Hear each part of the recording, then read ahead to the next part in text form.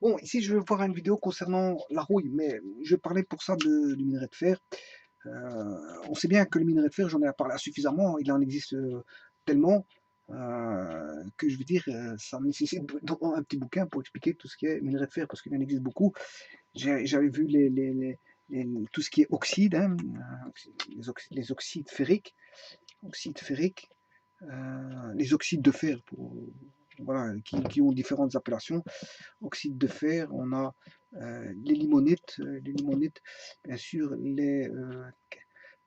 silicates, les carbonates et bien sûr les sulfures. Carbonate bien sûr de fer, silicate de fer et le sulfure de fer, bien sûr limonite, ça concerne le fer. Bon, voilà, limonite qui est une branche un peu spéciale d'un oxyde de ferrique qui est hydraté, puisqu'il existe l'hydraté, l'anhydre. Et dans les limonites, on retrouve la turgite, voilà, différentes, je veux dire, appellations de limonite, comme par exemple, un exemple, qui est la turgite. Ouais, la turgite, la limonite, limonite qui est une sous-famille de la limonite. Hein. Dans les limonettes, on a la limonette, la limonite, la turgite, la xanthérite, etc. Bon, différents types de limonite. Voilà. Donc il existe beaucoup d'appellations de sulfure de fer. Bon, si je m'intéresse au sulfure de fer, qui est bon, trouvé dans l'île d'Elbe au Danemark, par exemple, là, on trouve des sulfures de fer, et on trouve dans les noms minéralogiques du sulfure de fer sont... oui, et pourquoi sulfure de fer? Je vous l'avais dit, c'est parce qu'il est dans des mines. Enfin, ces minerais sont combinés, si vous voulez, à du soufre à l'état de sulfure. On a la pyrite et la pyrite et la marcassite qui est FeS2. Bon, alors maintenant, pourquoi la pyrite et marcassite pourquoi pyrite et marcassite? Deux noms différents pour une même molécule? Ben non, parce qu'en fait, ils ont des formes différentes. Hein. Voilà. Euh, il y a des formes orthorhombiques et c'est ce qu'on appelle du polymorphisme. Ils peuvent avoir plusieurs formes et donc, suivant leur forme, on va l'appeler soit pyrite, soit marcassite s'il est orthorhombique ou autre. Voilà, c'est pour ça que malgré tout, c'est pas les mêmes structures, on va dire euh, donc fatalement, on va les appeler par des noms différents.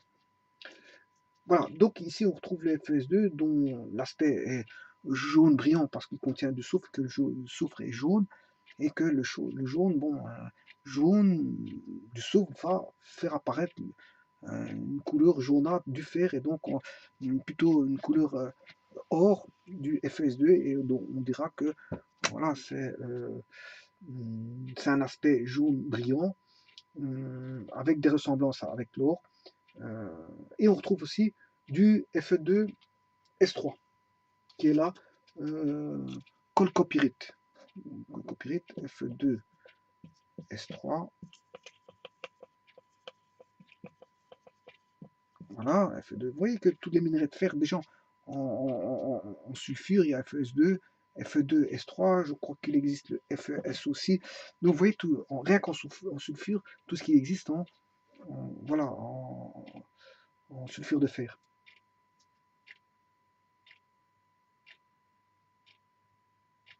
Bien sûr, il en sera de même pour le cuivre. Hein. C'est U2S, etc. Bon, on trouvera du soufre dans le cuivre, etc., etc. Alors, on a vu que le fer peut se retrouver dans les limonites, les carbonates, comme les FeCO3, etc. Ben, bref, je ne vais pas revenir sur la vidéo précédente qui justement spécifiait tout ça, toutes ces zones d'ombre-là concernant le fer, mais le fer peut se retrouver sous forme de différents minerais et qu'on enlevait la gangue pour exploiter, je veux dire, la partie valorisable, c'est-à-dire le minerai. Mais que quand la gangue, on ne la rejetait pas forcément, ça pouvait constituer un sous-produit du minerai. Un sous-produit du minerai, donc on valorisait aussi la gangue, pourquoi pas. Si on en tirait, je veux dire, un quelconque élément valorisable de la gangue. Bon, vous savez que les produits généralement construits sous forme sidérurgique, dans les sidérurgies, métallurgie, sidérurgie, ne sont pas forcément du fer à l'état pur, ça vous le savez très bien. Généralement, on a du fer plus du carbone qui va donner, suivant la composition du carbone, soit de la fonte, soit des aciers ordinaires ou des aciers spéciaux, si vous alliez certains éléments autres, voilà, on peut avoir des aciers spéciaux, on peut avoir certaines, je veux dire, caractéristiques de résistance, voilà, beaucoup de caractéristiques qui peuvent en découdre suivant que vous avez rajouté des alliages ou pas. Bon, par exemple, euh, la fonte, on va dire que ce sera entre 2 et 5% de carbone. Voilà, c'est du fer avec 2 à 5% de carbone. Voilà, ça c'est la fonte. Bon, les aciers ordinaires, il y a moins de 1% de carbone. Hein. Attention que la fonte c'est cassant, hein. C'est pas parce qu'il contient beaucoup de carbone que c'est plus résistant, c'est cassant, la fonte est cassant. Ici on a moins de 1% de carbone pour les aciers ordinaires. Voilà. Maintenant si vous mettez des aciers, si vous mettez des éléments dans certains aciers qu'on appellera aciers spéciaux, donc on aura des éléments d'addition. On peut rajouter soit du nickel, du chrome, du titane, du manganèse, par exemple.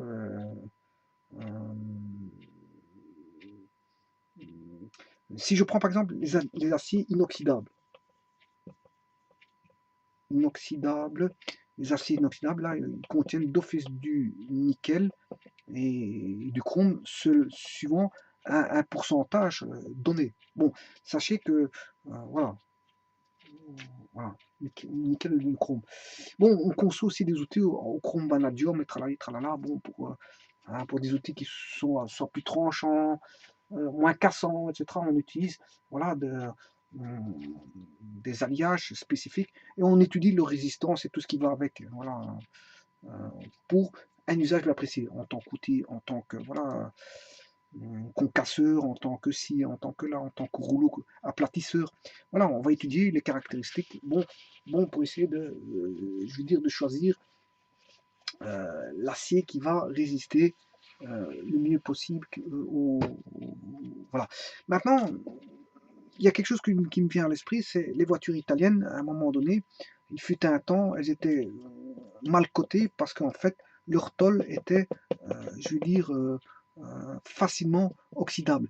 Eh bien, c'est tout simplement, ils se sont rendus compte que, fatalement, après quelques années, bon, les tôles devenaient très, elles étaient moins résistantes après quelques années. Pourquoi? Mais il fut un temps, ils n'avaient pas remarqué que c'était dû au bain d'acide qu'ils utilisaient pour, euh, euh, pour protéger, si vous voulez, les tôles de la corrosion. Donc ils utilisaient un bain d'acide qui, justement, à la longue, attaquait justement comment on appelle ça, la carrosserie. Ils se sont rendus compte, mais je veux dire, après avoir fait une mauvaise publicité pendant des années, que les voitures italiennes, à un moment donné, bon, au niveau de la carrosserie n'était pas, je veux dire, était défaillant. Mais effectivement, il y avait un défaut parce qu'ils ne l'avaient pas constaté tout de suite, mais ils se sont rendus compte qu'après, après, les voitures Fiat, enfin, pour ne pas les citer, d'autres voitures italiennes, subissaient un bain qui ne devait pas être utilisé. Ils se sont rendus compte, mais un peu tard. Mais ça c'est une autre question. Bon,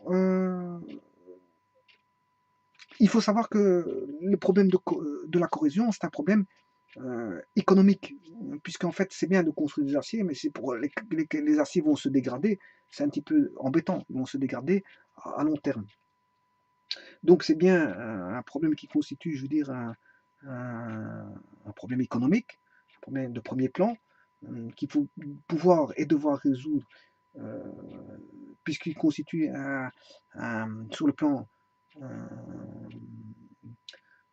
économique et industriel une, une forte, une forte je veux dire, on va dire, c'est un fort problème hein, à tenir en compte. Alors, qu'est-ce que c'est? Qu'est-ce que c'est que la corrosion? Eh bien, justement, je vais en parler maintenant. Je vais parler justement de la corrosion. La corrosion, c'est tout simplement une combustion lente, mais à la température ordinaire. Le mécanisme chimique est de nature on va dire, électrochimique. Électrochimique dans le sens où c'est une réaction d'oxydoréduction. Voilà. C'est une réaction d'oxydoréduction qui va se produire, qui se fait de manière lente, et bien, je dirais même très lente. Hein, c'est pas une réaction rapide, hein, ça vous le savez. Ce serait dommage que ce soit une réaction rapide. Euh, donc c'est une combustion lente, mais à la température ordinaire, hein, température ambiante. Euh, donc le processus, le mécanisme mis en jeu, c'est un processus chimique, je dirais même physico-chimique, hein, parce qu'il y a une nature physique derrière tout ça aussi. Et je dirais même plus, elle est plus que chimique, elle est, si vous voulez, électrochimique. Électrochimique. Puisque ce sont une réaction d'oxydo-réduction. Donc c'est une réaction avec échange d'électrons. Donc fatalement, c'est électrique. C'est chimique, mais c'est aussi électrique. Voilà. Tel qu'on retrouve dans la formation de pile, par exemple. Parce que dans la formation de pile, il y a des échanges d'électrons et donc fatalement le passage d'un courant électrique. Voilà. Alors, si maintenant je prends l'air sec, parce qu'il faut bien voir l'environnement, l'air sec, quelque part, l'air sec est sans effet sur les aciers. Voilà. Alors vous allez me dire, ouais, mais si l'air sec n'a pas à voir au niveau de la correction, mais qu'est-ce qui peut engendrer la corrosion? Eh bien, je peux vous le dire, c'est deux paramètres. C'est le dioxygène associé à de l'eau. C'est ces deux paramètres-là qui vont former un processus complexe. Donc il faut d'humidité, si vous voulez, il faut conjuguer à l'humidité un facteur voilà, de présence de dioxygène. Et c'est ça qui sera, c'est ces deux facteurs-ci mis en corrélation qui vont créer, si vous voulez, cette fameuse corrosion. Alors, et là, maintenant, je peux dire que un morceau de fer ou une barre de fer abandonnée à l'air humide est attaqué par le dioxygène de l'air et l'eau en même temps, donc par l'O2 et par l'H2O. Et là, à ce moment-là, il va se former de la rouille. Alors, ce qu'il faut savoir, c'est là, quand je dis que ça commence à devenir un processus complexe, effectivement, si on étudie les cas de rouille sur des corps, eh bien, c'est que malheureusement, la rouille, c'est un corps poreux. Hein. Ce qui dit poreux, ça veut dire que l'air peut s'y infiltrer jusqu'au l'intérieur du métal, qui est encore intact. Donc, vous voyez, on va dire faudrait que je puisse dire ce mot-là parce que bon, l'hétérogénéité voilà, de la surface fait en sorte, du fait qu'on a un corps poreux, fait en sorte que ça va intervenir dans le processus de développement de la rouille. Alors, du fait qu'on n'a pas un corps homogène, hein, on n'a pas un corps homogène, mais ça va, on va dire, avoir une facilité de propension voilà, du fait d'avoir un corps poreux et non homogène, ça va, la rouille va rentrer dans les interstices et attaquer les parties intactes et de cette partie-là, retravailler, je veux dire, la surface de manière à l'attaquer au fur et à mesure. Voilà. Donc on n'a pas, si vous voulez, une surface qui forme de la rouille et qui forme une protection. Non. Justement, le but du jeu, c'est de trouver comment avoir une protection contre cette rouille-là. Alors, ce que je peux dire, c'est que le processus de corrosion se poursuit ainsi. Une fois qu'il est infiltré, bien sûr, dans les parties intactes du métal, il se poursuit ainsi jusqu'à l'oxydation de la totalité du fer, pour autant que vous laissez le processus se dérouler jusqu'à, on va dire, jusqu'à la fin. Hein. Tout le fer va être attaqué, donc je ne sais pas si vous avez déjà vu des morceaux de fer qui étaient attaqués de manière assez vive jusqu'au sein même de l'interstice du fer. Et donc vous tapez un petit coup de marteau, il y a tout qui se dégrade. Hein. C'est une dégradation, il n'y a même plus les forces de cohésion qui se font correctement puisque tout a été attaqué. Bon, ça reste, je veux dire, de la pourriture. C'est la pourriture de fer en fait. Voilà. Alors, comme je vous ai dit, au niveau économique et industriel, c'est un phénomène qui constitue un véritable fléau, et on estime que chaque année, on va dire que c'est un tiers de la production, euh, un tiers de la production totale du fer qui passe à l'état de rouille. Donc, vous voyez que un tiers de la production de fer qui passe à l'état de rouille. Alors, maintenant que je vous ai expliqué tout ceci, maintenant on va aller dans le fin fond et le bref, on va aller au fin fond du sujet.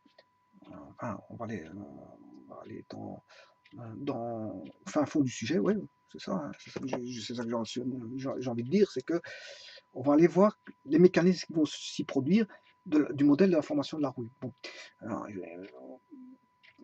alors, il faut savoir que le phénomène de corrosion, c'est un phénomène au cours duquel le métal, qui est le fer, va s'oxyder, hein, donc on aura une réaction d'oxydoréduction en FN, FN+. Voilà, FN+. Bon, on va dire que ce processus va se dérouler de manière très complexe. Et ici, je vais traiter de façon très simplifiée le phénomène de corrosion du fer en présence, bien sûr, d'air et d'eau.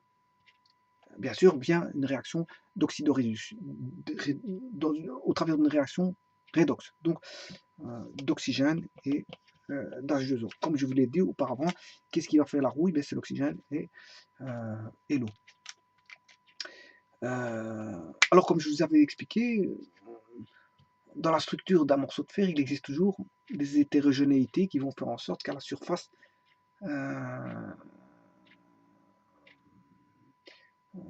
vont être, je vais dire, comment on appelle ça, des zones fébriles. Des zones fébriles, voilà. Alors, et ces zones fébriles, justement, vont constituer, pour certains, des régions plus facilement oxydables, et qui vont constituer, si vous voulez, les anodes, et d'autres moins oxydables, qui vont former, si vous voulez, la cathode. Et il va apparaître une mini-pile, si vous voulez. Hein, du fait de l'hétérogénéité, on a des zones qui vont constituer, je vais dire, l'anode, et d'autres la cathode. Pourquoi l'anode? Parce que des régions qui sont plus facilement oxydables. Et je vais le voir tout de suite maintenant, au travers des réactions chimiques. Voilà. Bon, maintenant, je vais prendre... On sait bien que... Je vais vous dire qu'est-ce qu'on va avoir comme réaction. Hein. Je vais vous dire tout de suite. On va avoir du Fe, va donner du Fe... Fe2+, plus 2 électrons. Donc, on a bien un échange d'électrons. Donc, c'est bien une réaction d'oxydoréduction, avec échange électronique. Voilà. Et bien sûr, avec de l'eau. Alors ça, cette réaction-là, je vais la chercher où? Bien sûr, vous comprendrez que je vais chercher dans le tableau de Mendeleev, dans le tableau des potentiels d'oxydoréduction. Et dans le potentiel d'oxydoréduction, n'oubliez pas que j'ai un tableau peut-être inverse au vôtre. Je vais du plus bas ici, qui est le fluor, qui est le moins oxydant, ou du plus oxydant, ici, plus oxydant je monte. Donc plus je monte, moins il devient oxydant. Voilà, tout ce tableau-là, hein, à 3 colonnes, moins il devient oxydant et plus il devient réducteur. Bon, alors, ceci étant dit, donc les réducteurs sont plus en haut et les oxydants sont plus en bas. Bon. Je vais chercher le Fe, voilà la réaction du fer, je ne sais pas si on voit, il est ici, Fe, Fe2+, plus 2 électrons. Hein, vous le voyez, il est impossible, vous avez un tableau de Mendeleev, vous pouvez aller chercher, il a un potentiel, le mien, il est à un potentiel plus 0,47 parce que, plus pourquoi? Parce qu'il va de l'oxydant vers le réducteur. Mais si vous avez un tableau qui va du réducteur vers l'oxydant, vous aurez moins 0,47. On a un potentiel inverse. Hein. Donc ici, le Fe, Fe2+, plus 2 électrons, suivant votre tableau, vous allez chercher 0,47 en valeur absolue. Voilà, ici vous avez 0,47, mais c'est Fe, Fe2+, plus 2 électrons. Voilà, j'aurai ceci. Bon, avec, on ne sait pas dans quel sens va se dérouler la réaction. Ensuite, ça c'est la réaction qui va dégager des électrons du fer. Donc on voit bien dégagement d'électrons. Maintenant, allons chercher l'équation de l'eau et d'oxygène. Et là, l'eau et l'oxygène se trouvent par rapport à Fe, Fe2+. Il faut que je le cherche, hein, parce qu'il faut que je le trouve aussi. Voilà, il est là. Moi, il est à moins 0,40. Peut-être que vous, il est à plus 0,40 parce que vous avez un tableau inversé par rapport au sens, moi, les oxydants, les plus oxydants sont en bas, et les plus réducteurs sont au-dessus. Peut-être que vous avez un tableau inverse. Donc, moins 0,40 que j'ai dit, hein. Donc, moins 0,40, non, pas moins 0,40, si, moins 0,40, juste à côté, en dessous du SE2O3 moins. Donc, je vais l'écrire, ça donne du 4OH moins O2 plus 2H2O plus un échange de 4 électrons. Voilà. Alors, moi, j'ai un tableau qui va du, je vous viens de vous le dire, du plus oxydant au plus réducteur. Voilà. Ce qui veut dire que lui, il était plus haut et lui, il était plus bas. Donc, ça veut dire que lui, il est réducteur et lui, il est oxydant. C'est tout simplement ce que ça veut dire. Voilà. Puisque la réaction là est plus haute. J'ai une échelle de potentiel d'oxydoréduction qui vont de moins oxydant, plus réducteur. Vous avez peut-être une échelle inverse, donc il faut faire attention à tout ça. Hein. Faites attention à tout ça, parce que bon, faut voir votre tableau. Hein. Mon tableau, moi, il va des plus oxydants, enfin, des plus oxydants en bas au plus réducteur en haut. Mais peut-être que vous, c'est un tableau inversé, donc méfiez-vous de ça. Et donc là, il faudra inverser les noms. Ici, comme il est FE, FE2+, et plus au-dessus, il est réducteur. Alors que celui-ci, il est oxydant. Bon, voilà. Donc, maintenant on sait qui est oxydant, qui est réducteur. Donc là, il est réducteur. Là, il est oxydant. Voilà. Alors, là, on voit bien qu'on a l'oxygène et l'hydrogène qui vont réagir dans l'équation d'oxydoréduction. On a un échange de 4 électrons ici, et là 2 électrons. Donc on a bien un échange électronique, et donc on a une espèce de pile qui va avoir avec des courants qui vont, puisque les électrons constituent un courant, donc on a bien un courant qui va circuler. Alors maintenant, on sait ceci, ce qui veut dire que l'oxydant, dans la réaction, va se réduire, voilà, et que le réducteur va s'oxyder. Donc là, le réducteur va s'oxyder, on aura une réaction, le réducteur va s'oxyder, donc on aura une réaction de réduction. Réducteur va s'oxyder, d'oxy s'oxyde, on passe des réducteurs oxydants, il va s'oxyder, donc on a une réaction d'oxydation ici. Alors que là, on a un oxydant, lui, il va se réduire, on aura une réduction, une équation, une réaction de réduction. Voilà, donc maintenant je peux mettre l'essence. Puisque en fait, pour passer une réaction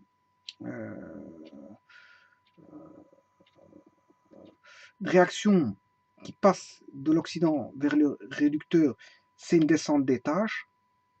Hein, on aura une descente d'étage. On aura une descente d'étage.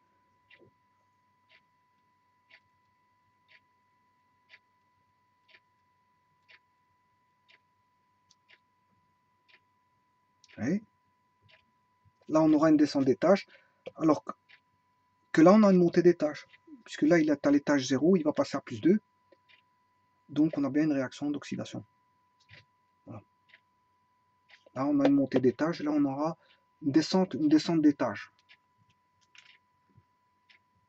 Donc, la réaction va plutôt se faire dans ce sens-ci. Voilà.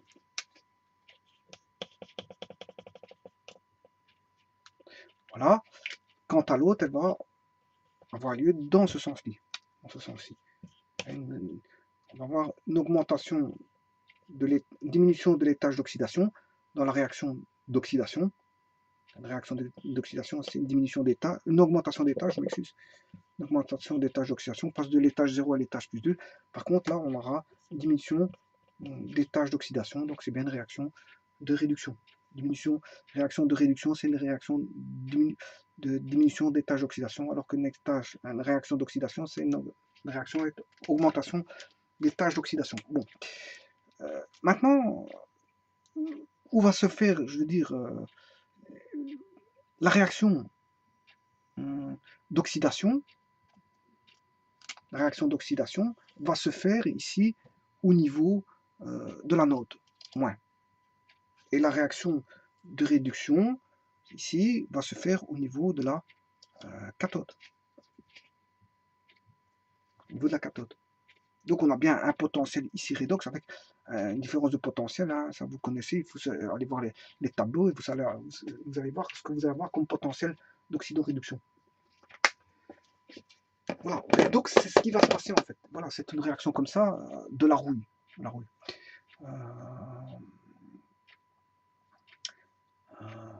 Et maintenant vous allez me dire, oui mais le Fe2+, il va réagir avec quoi? Avec le H-. Pour former quoi? Ben, de l'hydroxyde. Voilà, il va former de l'hydroxyde. Donc Fe, OH, on a du valence 2, donc on aura, puisque c'est du Fe2+, on aura du FeOH2.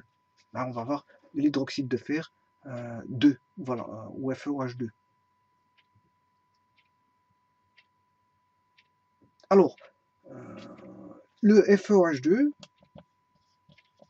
lui, il va s'oxyder aussi en présence, bien sûr, de l'oxygène.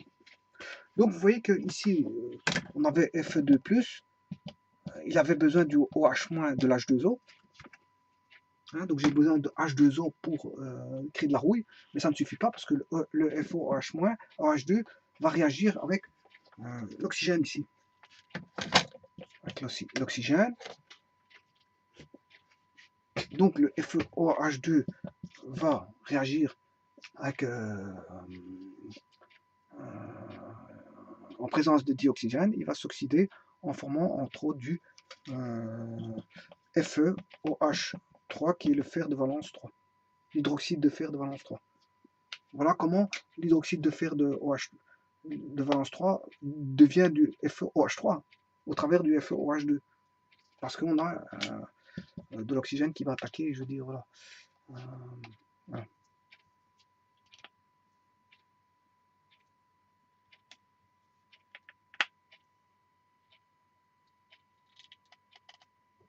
Bon, alors maintenant, ça c'est l'hydroxyde de fer de valence 3, mais il ne va pas donner que ça. Hein. Je vous dis, quand il va s'oxyder, il va donner ce qu'on a vu auparavant dans les... voilà, il va donner des limonites. Hein, il va donner des limonites, c'est-à-dire des... par exemple, du Fe2 au 3H2O, qui est de la goethite. Il va donner de la goethite. Hein, voilà, ça, c'est en présence d'eau, en présence d'eau, en présence d'oxygène et d'eau. Là, c'est en présence d'oxygène et d'eau. Maintenant, il y en a qui seront anhydres. On aura l'oxyde ferrique hydraté, qui sont là, qui sont les limonites, mais qui peut donner aussi de l'oxyde de fer, l'oxyde ferrique anhydre. Et l'oxyde ferrique anhydre, c'est tout simplement du Fe2O3. Donc, vous voyez tout ce qui va donner FeOH3, Fe2O3, Fe2O3, H2O, bon, vous voyez, donc on va dire que la rouille, c'est donc un mélange de différentes substances. Donc vous voyez ce que ça va donner comme réaction. Voilà.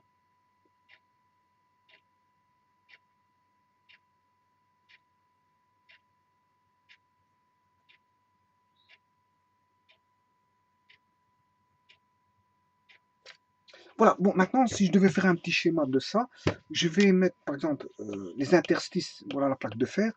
Là, j'ai du fer, tout ça, c'est du fer. Et là, j'ai des espèces d'interstices, comme je l'ai dit, des surfaces hétérogènes pour lesquelles la rouille va attaquer.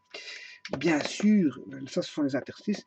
Et là, vous comprendrez que là, j'ai le Fe+2, bien sûr, qui va devenir, bien sûr, au travers de l'air, l'oxygène de l'air, l'O2, et de l'H2O si on est dans une zone humide. Bien sûr, il y a la réaction d'oxydoréduction qui va se former à la cathode qu'on a dit qui était, j'ai déjà effacé, la cathode qui était positive. Voilà, la cathode positive, et au niveau de l'anode qui est négative, et l'air qui contient de l'O2 et de l'H2O va venir faire, et on a toute une zone pour laquelle voilà, on aura la création d'une zone de formation de rouille, hein, voilà, au travers de la surface du fer. Et donc on aura les réactions que je vous ai mentionnées tout à l'heure, qui étaient O2 plus H2O plus 4 électrons, va donner 4 fois OH-. Voilà. Et que le fer va donner du Fe2+, plus 2 électrons, voilà, dans son environnement. Donc on a ici bien une pile plus, enfin plus plutôt, moins, voilà, dans la zone là, avec une zone de formation de la rouille, avec bien sûr la formation de Fe2, je l'ai dit, Fe2O3.H2O, mais du Fe2O3 anhydre aussi, mais aussi du FeOH3, et ainsi de suite, voilà, de la roue qui va se former. Et donc voilà, on a un processus, voilà, un processus de formation d'un phénomène de corrosion qui est encore plus rapide, bien sûr, en milieu salin. C'est-à-dire, là, on a de l'eau de mer, du sel sur les routes, etc. Pourquoi? Parce que ces sels forment tout simplement, tout bonnement, d'excellents électrolytes qui favorisent le transport d'ions entre les pôles des mini-piles, entre le plus et le moins, tout simplement. Alors, bien sûr, vous comprendrez qu'il existe différentes techniques qui permettent de retarder la formation de rouille. J'ai bien dit retarder. La protection contre la rouille.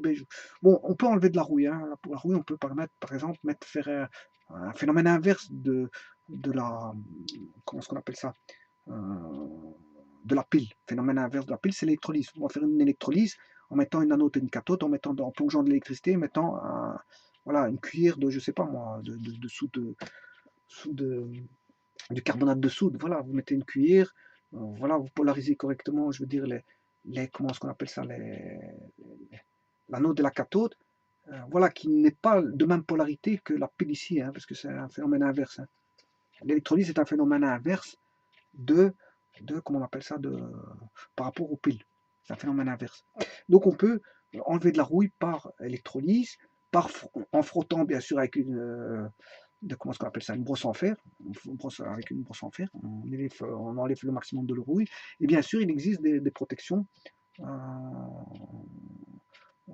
contre la corrosion, notamment par des couleurs spécifiques qui sont des imperméables et non oxydables par les agents, si vous voulez, atmosphériques.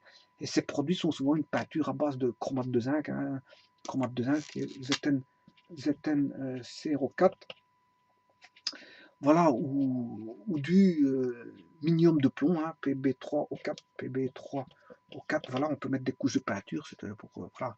Ouais, on peut retirer soit la rouille par brosse, soit par électrolyse, soit en mettant une couche protectrice de peinture qui est un imperméabilisant, si vous voulez, contre les agents atmosphériques. Voilà, quand je dis agent atmosphérique, c'est-à-dire l'air, l'O2 et l'eau. Bon, maintenant, il existe une méthode qui consiste à recouvrir sur l'acier, constitué essentiellement de fer, par une couche de métal plus réducteur, comme par exemple du zinc. Hein, voilà. Et là, on dépose ce qu'on appelle une fine couche de zinc sur de l'acier. C'est ce qu'on appelle de l'acier galvanisé. Ce qu'on appelle aussi, par exemple, par galvanoplastie. C'est un exemple de manière de déposer du zinc, de galvaniser du zinc. Voilà.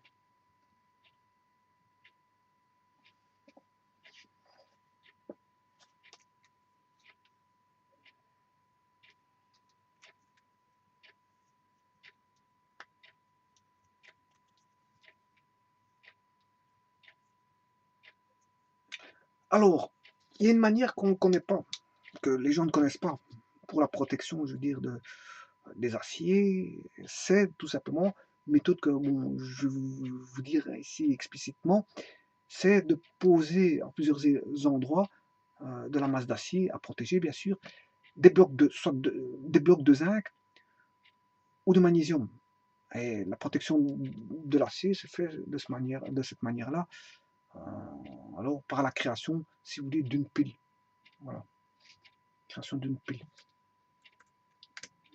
Et alors, voilà. Donc, c'est pas la pile, c'est pas, je veux dire, ne se fera pas en interne, en externe, via des blocs de zinc ou de magnésium. Donc, parce que la corrosion, c'est créé par une espèce de pile électrochimique qui se crée naturellement. Maintenant, si euh, vous dérivez ce petit courant via des blocs d'acier ou de magnésium en créant une pile extérieure, si vous voulez, c'est ça que je veux dire. Mais là, on n'aura pas voilà, de création de rouille. Ou tout au plus un retardement de la rouille. Parce que la rouille, on ne sait faire qu'une chose, c'est de la retarder. Parce qu'il y a les aléas de, je veux dire, le fer quand il est, comme tout matériau d'ailleurs, hein, tout matériau qui subit les aléas, je veux dire, de, le fer nécessite une protection, il a besoin d'un manteau. Voilà, c'est comme vous sortez, vous avez besoin d'un manteau contre le froid, le fer a besoin d'une protection, un imperméabilisant. Voilà, tout comme le bois a besoin d'un imperméabilisant pour éviter, je veux dire, toute pénétration voilà, d'humidité dans le bois. Bien, donc il existe des produits spécifiques pour protéger le bois à long terme contre les bestioles, bien sûr, et comment on appelle ça, les bestioles qui sont un danger pour le bois parce qu'ils peuvent creuser et faire abîmer le bois, faire tomber le bois complètement. Si c'est une structure de bâtiment, ça peut faire tomber une structure en bois. Quoique l'acier, s'il finit par rouiller, il peut faire tomber un pont dans l'acier. Voilà, si les blocs Qu'est-ce qui fait l'acier? Ce sont les ferrailles qui sont à l'intérieur de l'acier. Parce que qu'est-ce que c'est que l'acier? C'est tout simplement des cailloux mélangés du ciment. Bon, qu'est-ce qui fait la résistance de l'acier? Ce sont les ferrailles qui sont dedans. Mais si maintenant vous avez des ferrailles qui sont rouillées, ben, le pont ne tiendra plus. La structure du bâtiment ne se tiendra plus. Si c'est une structure en acier, ben, en,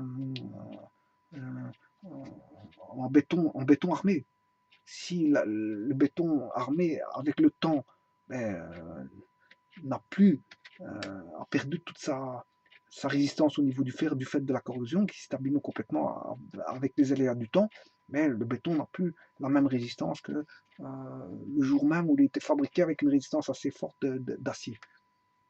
Voilà. Donc c'est pas à vie, si vous voulez. Les constructions ne sont pas à vie. Voilà. À un moment donné, les fers ont, on subit les aléas du temps et finissent par vieillir et finir par ne plus jouer le rôle de résistance. Une résistance, puisque la première des choses qu'on recherche dans le fer, c'est une résistance.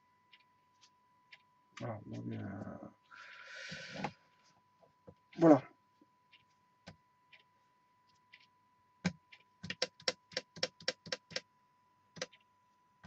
Donc, tout, tout, est, tout subit les aléas je veux dire, de l'environnement climatique, de l'air, etc., des attaques de l'air. Même les roches ne font pas exception. Quand il y a un ruisseau qui coule, ben, je veux dire, le ruisseau va finir par creuser la roche. Voilà, des sillons, voilà. Donc tout est attaquable, tout est modifiable, euh, voilà. On va dire que dans la vie courante, je veux dire, il n'y a rien qui est fixe, tout est mouvant, tout bouge. Que ce soit dans l'univers, sur Terre, il y a tout qui bouge. Même les morts bougent parce que les os, les os qui sont sur Terre, des morts, bougent dans l'univers. Tout bouge. Puisqu'on a un mouvement relatif de la Terre qui bouge, l'univers bouge, c'est en pleine expansion, la Terre bouge, elle tourne. Donc tout ce qui est sur la Terre bouge. Bien que vous croyez qu'il est dans un référentiel fixe, oui, il est dans un référentiel fixe, mais dans un autre référentiel que celui de la Terre, il est mouvant. Donc tout est mouvant. Tout est mouvant, tout bouge. Voilà, on est dans une planète mouvante. Donc c'est-à-dire que les matériaux de construction risquent de se modifier, de se désagréger, et de disparaître et de faire place à d'autres matériaux. Voilà, tout comme un territoire possède je veux dire, une couche, elle va avoir une couche supplémentaire, une autre couche, elle n'aura plus la couche primordiale de base, mais elle sera avec d'autres couches pour former des montagnes, voilà, des montagnes et autres. Donc tout est mouvant, tout est mouvant, et donc fatalement le fer fait office d'acier, le fer font office de matériaux destructibles, tout comme le bois est destructible. Je rappelle que certains bois qui sont des sapins du Nord, qu'on retrouve dans les pays nordiques, ben là, à ce moment-là, ils sont plus résistants à l'humidité, mais malgré tout, à un moment donné, ils vivent, je ne sais pas combien d'années. Hein, on a retrouvé des bois qui étaient quand même très vieux, hein, très vieux, très vieux. Bon, voilà, ça existe, hein, des bois qu'on a trouvés très vieux, de je ne sais pas combien de milliers d'années. Voilà, donc tout est mouvant. Les bois finissent par mourir, et les arbres finissent par mourir un jour ou l'autre, mais peu importe le temps, il fera son temps aussi. Même s'il est l'arbre le plus vieux du monde, il fera son temps aussi. Qu'il soit plus vieux ou plus jeune du monde, il fera son temps. Donc voilà, tout vit. On est dans un environnement qui vit. Voilà. Et par exemple, si vous avez les minerais, quels qu'ils soient, ben, ils sont extraits de la terre pour les besoins humains. Donc ils vont finir par être bougés par l'être humain, ne fût-ce que par l'être humain. Voilà. Les animaux qui vivaient dans certains environnements, ben, ils sont chassés vers d'autres contrées parce que l'être humain a besoin d'exploiter des zones agricoles, des forêts en tant que zones agricoles voilà, et chasse les animaux. Donc les animaux vont bouger. Les populations peuvent bouger, les animaux peuvent bouger, les terrains peuvent bouger, tout peut bouger. Et donc la nature peut bouger en elle-même, notamment les matériaux de construction peuvent, je veux dire, se vieillir et faire leur temps. Et donc la rouille peut être attaquée avec le temps et faire en sorte que voilà, l'acier va vieillir plus vite que voilà. Et bon, certains croiront qu'ils ont construit un pont bétonné avec du fer, mais que ça va tenir éternellement. Non, parce que quand le temps a fait son temps, c'est-à-dire peut-être 100 ans après, le pont vaut mieux le démolir et en construire un nouveau. Voilà. Alors qu'au départ, quand on a construit le pont, on n'a pas tout de suite vu qu'il aurait fallu un jour si on construit quelque chose de neuf, c'est pour ne pas le voir tout de suite mourir. On attend quand même, on va se dire qu'il va durer quand même des années et des années avant que ce pont meure. Mais le gars qui a construit le pont, il ne verra pas la mort du pont. Il sera mort avant. Parce que le pont, il va quand même durer plus longtemps que lui. Voilà. Mais un jour ou l'autre, le pont devra être démoli pour être construit parce que voilà, il aura fait son temps, comme on dit. Hein, il y aura eu de la roue qui aura intervenu. Bon, il n'aura plus les mêmes qualités de résistance et autres, qui fait que, bon, à un moment donné, le pont, il n'est pas éternel. Il n'est pas éternel. Comme tout n'est pas éternel d'ailleurs. Voilà, je vous remercie.